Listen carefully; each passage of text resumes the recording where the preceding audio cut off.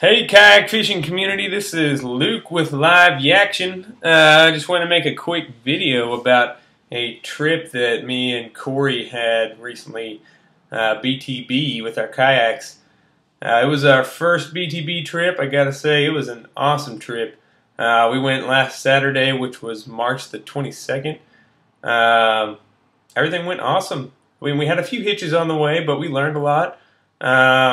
And that's primarily what this video is about, is what we learned, in hopes that it can help other people, whether you're a new kayak fisherman or whether you've got some experience under your belt. No matter what you are, hopefully you'll learn something from this video. And also get a quick fishing report on the conditions. It wasn't that great. I'll tell you that to start out with. We went out, like I said, last Saturday, the 22nd. It was extremely foggy that day. Probably not the best conditions that you want to be out in for your first time on a BTB trip. But it was fun anyways. It was definitely pretty crazy to be out there on in that thick of a fog. But it was really fun. We enjoyed it.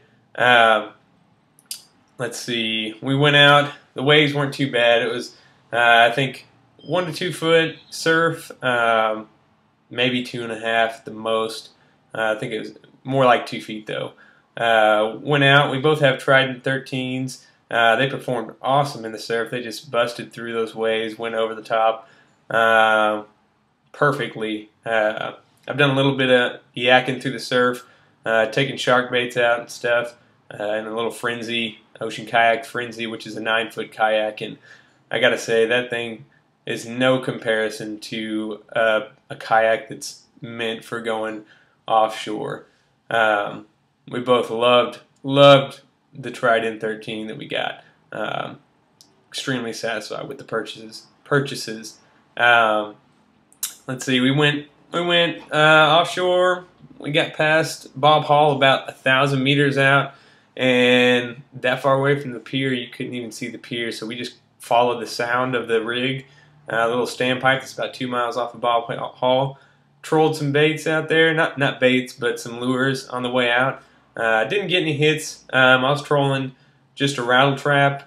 Corey was trolling a badonkadonk and also a bucktail jig. Got no hits on the way out, but that's all right, you know. We got out to the rig. I trolled around a little bit. I got there before Corey. Once he got there, he tied up to the rig and threw out a sabiki rig and got a hit right off the bat, actually, with a pretty good fish, the way his rod bent over. But unfortunately, it got off the sabiki rig. Those things don't have the greatest hooks on them, in my opinion. So I'm going to have to do some research and see if there's a way to make your own sabiki rigs with some decent hooks on them, because when I catch something on a sabiki rig, I want to keep it. You know, I don't want it to bust off. That's stupid. But anyways, or maybe just invest in some higher quality sabiki rigs in the future. But anyways, other than that, I threw a plug out. It was a weighted plug. I actually saw it on the Bass Pro Shop's website not too long ago, but I forgot what it's called. I'm sure you'll see it in some future video. It's white with a orange head on it, a weighted head. I guess it's made out of lead. It's got 2 treble hooks on it. I was throwing that around a little bit. Didn't get anything. Corey got one more bite. I think I said that. I'm not sure, but he got one more bite on a sabiki rig. And then we stayed out there maybe a total of 45 minutes or an hour or so. We met another guy out there actually who we met on the beach. We got out a little bit before he did, so we got there and met him out there. And he didn't have a compass actually, so we were his ride back, and he was done pretty early, pretty done fishing. So Corey was ready to get back in since not much was biting. I could have just stayed out there because it was fun being out in the ocean on a kayak. But we went back in anyways. Just wanted to get some experience in. On the way back, Corey trolled the same baits he trolled out. I trolled the same rattle trap. But I also trolled a spinning bait because I've never heard of anyone doing that before, and I don't know why not, honestly. Spinning bait seems like a good thing to troll when you're going BTB or even just casting out there offshore. I don't see what wouldn't want to hit that. But I've never heard anybody doing that. So, I'm going to try some new techniques out. I'm going to try some things out that I've never heard of anybody doing, and that's how you learn. That's how you find new things that work. So, anyways, I trolled those two back in. We didn't get any hits on the way back in either. The guy that's with us, he went a little bit ahead of us and to the side, but was sticking with us. And then once we got to Bob Hall Pier, he took off.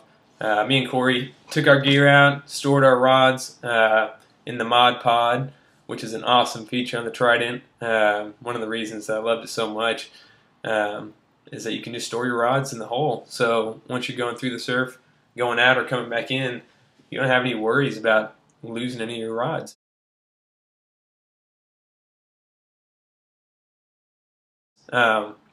Anyways, we came back in pretty slow.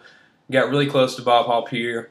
Had to dodge some fishing lines on the way back in. Probably made some people mad, but it was well worth it because the waves don't break near as bad next to Bob Hall Pier as they do as you get farther out. So we came back in, went through the maze of fishing lines, took our time. I caught maybe 2 or 3 waves on the way back in before I got close enough where I wanted to jump out and drag the kayak the rest of the way. And the Trident again just performed awesomely. It's super sturdy, super good boat. Did the same technique I've done whenever I've come back in with the with the frenzy. Whenever I catch a wave going back in, I just lean into it, stick my paddle in on the side that my boat's going towards the wave. So if I'm coming back in and I start going to the right, I stick my paddle in on the right, lean in and lean back. And that seemed to do the trick on all the waves that I caught coming back in. And that Trident is just solid. I love it. Can't wait to take it out some more. Let's see. Like I said, I think the water temperature is just a little bit too cold right now. It's 62 degrees, I think, out of Corpus in the ocean.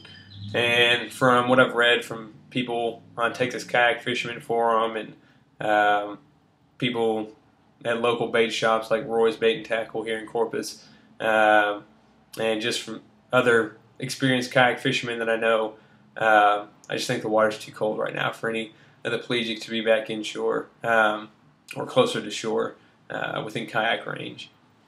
So no luck, but we just wanted to get our feet wet and get out there. And it was an awesome, fun time just being out on the ocean in the kayak, being out in God's creation. It was beautiful. It was totally trippy being out in the fog like that, I gotta say, because it would have been extremely disorienting without a compass, which leads me to the first thing that we learned about BTB kayak fishing is always take a compass with you.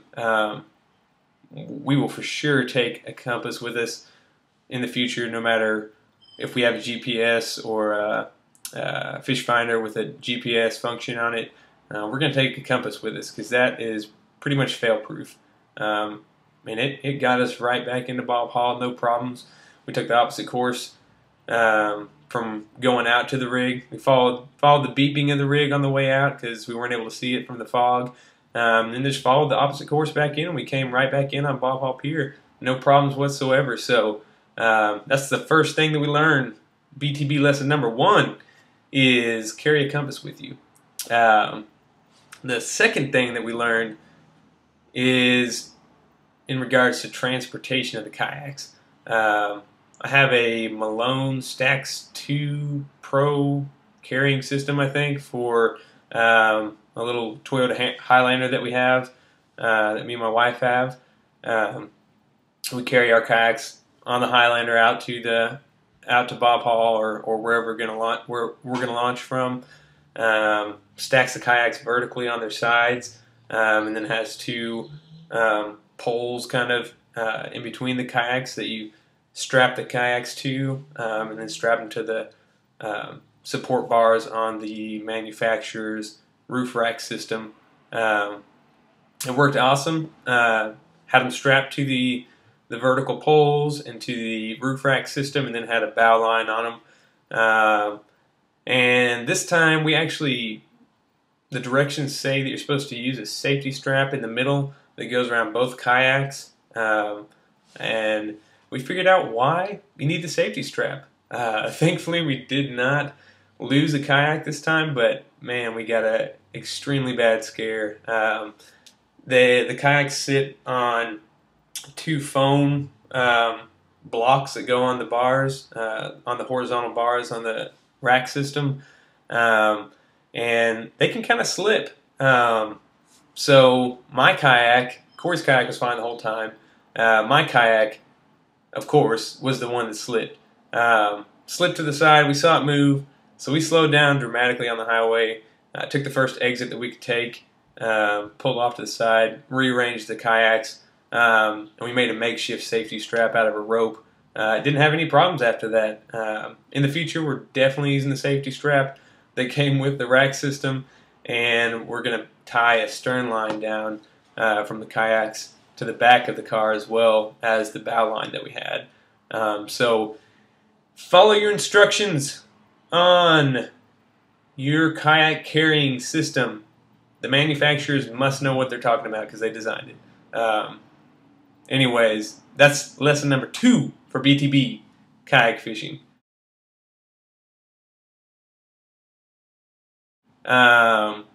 Lesson number 3 that we learned was have a routine. It took us a while to get everything packed and ready to go, and we figured that was going to happen because we didn't know what we were going to need going kayak fishing for the first time.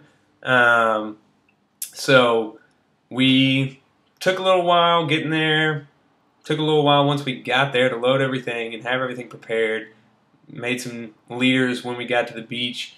And then coming back in from the beach, actually, from going offshore, took a lot less time than going out there just because we had a better idea of what we needed, how to unpack everything, how to pack it back in the car, how to get the kayaks on top of the car a lot quicker and a lot safer.